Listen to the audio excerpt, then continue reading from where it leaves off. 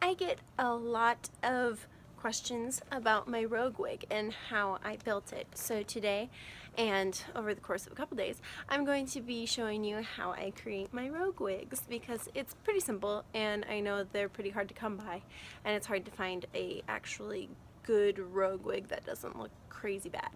So for my new rogue wig, I'm going to be doing the more modern day rogue with the short curly hair and the bangs coming forward that she has in Uncanny Avengers and in the current Astonishing X-Men run. So, yay!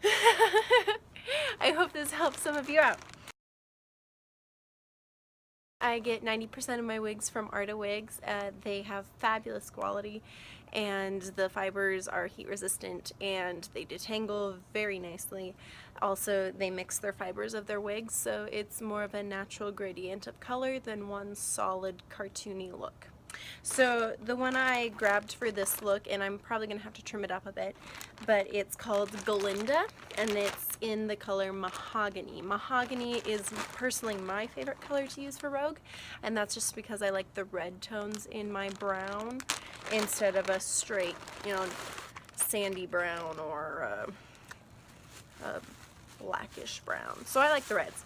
So I'm just going to open up my wig here, and they always come with their netting and their packaging. So here's what we have to start with. Glinda it comes down below or right on top of the shoulders. Every hair is kind of forced back and it's got these really nice beautiful bouncy curls on it already. So this is what it looks like, straight out of the package. One more thing before we get started, it's important to take a moment and kind of map out how much hair you want to take out of the wig first before actually tearing things out. For my rogue, it only goes back about to here, and then the bangs start coming forward and down to the sides. So I don't need to tear a whole bunch off. Like on my 90s wig, I use the same wig, but for my 90s rogue, I actually tore this whole upper half apart. I basically cut the wig in half and then I stitched that to the bottom of a Claudia from Arda in this color Mahogany. So I'm only going to be tearing off this much this time.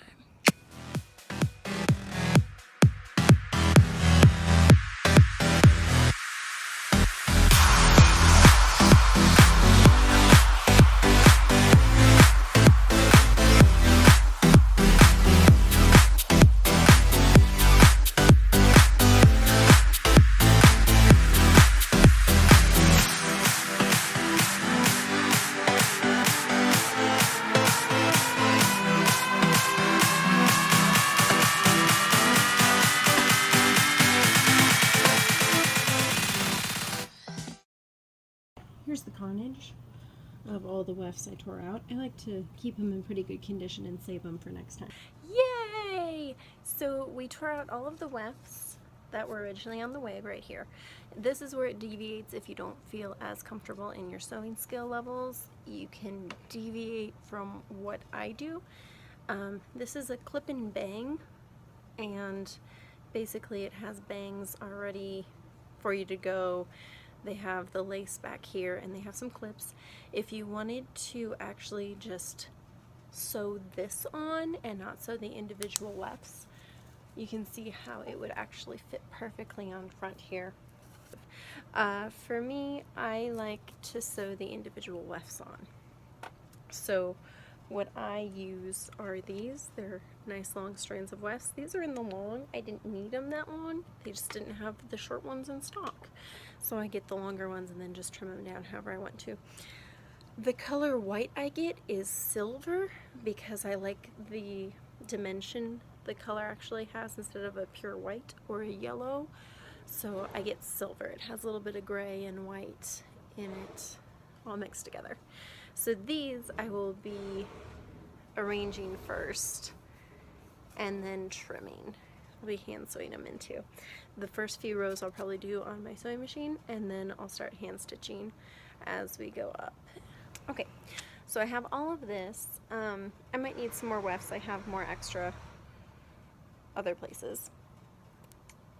But I'm going to just take the extra for now and pin it off to the side on the styrofoam head and pin these into place. First thing I have to do is get them all cut correctly. So I'm going to go ahead,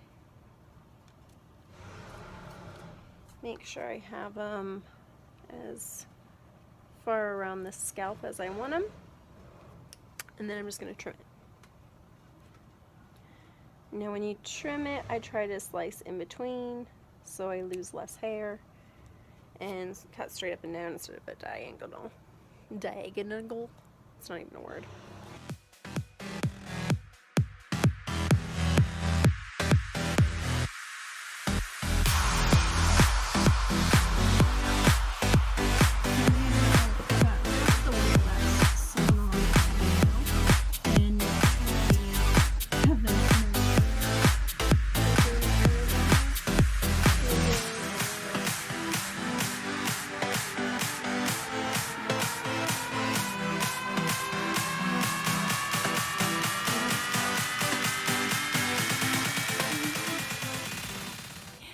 So I'm just going to go ahead and start trimming up the wig.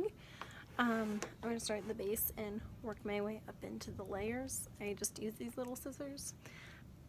I like the smaller ones because I feel like I have a little bit more control over them. Before I actually start cutting, I'm going to mark with a Sharpie just some dots on the white so I don't have to keep the pins in there, and that'll give me some guidelines.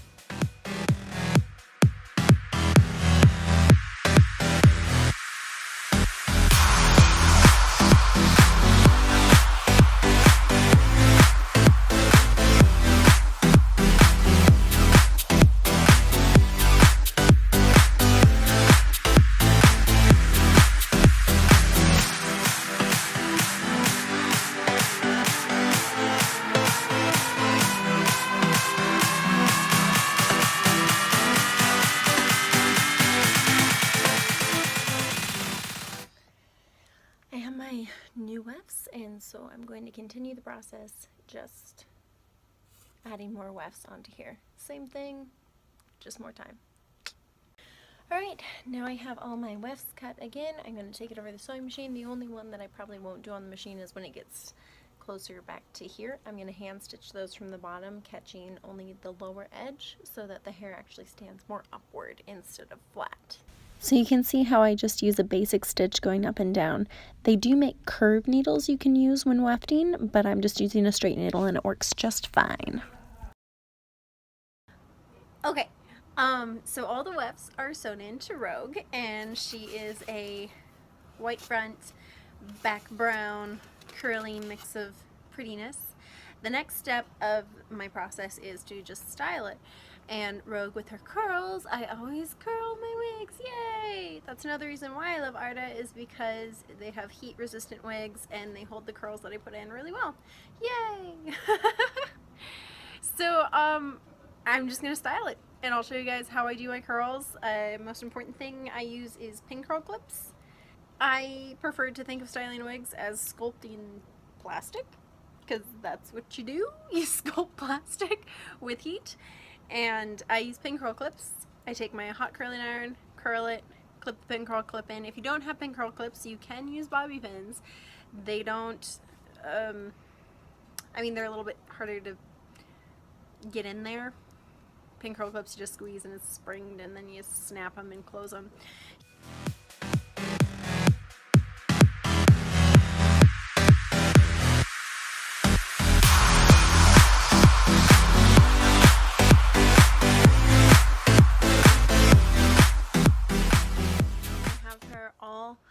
Curled and all the wefts are in, so she looks really pretty now, but it is long on me on the shoulders, so I put it on and I held in the back where I wanted it to stop, because this is more of an off the shoulder kind of look and very full around the main part of the head. So I just marked the very back for the lowest part, and then the white right here is how long I want it in the front. So I've already started trimming it, and you can see how it's long right here, and then this is the short length I want it. So I'm just taking it curl by curl, and I'm grabbing the curl because they're all bunched up, right? I'm grabbing one curl at a time where I want to trim it. Then I'm stretching it out a little bit, and then I'm cutting it that way. And when I cut, I just go back and forth, bouncing the scissors up and down, cutting off a little at a time and gradiating it down so it's not one solid line. And then I'm shortening up some of the layers up here too, so it's not, so it doesn't all end up being one length, because I'm kind of shortening the lowest curls up to be the length of the next layer. So I'm gonna just add layers in and everything like that. So yay, she's almost done, and I get to use her in 2 days for a photo shoot, and I'm very excited about it. It's not going to be the actual costume. This is like the Uncanny Avengers rogue that's going on right now, but it's going to be for a 1950s style shoot. It's going to be really fun. So I'm excited. Thanks for watching, and I hope to do more of these in the future to share how I make stuff, because I like making stuff.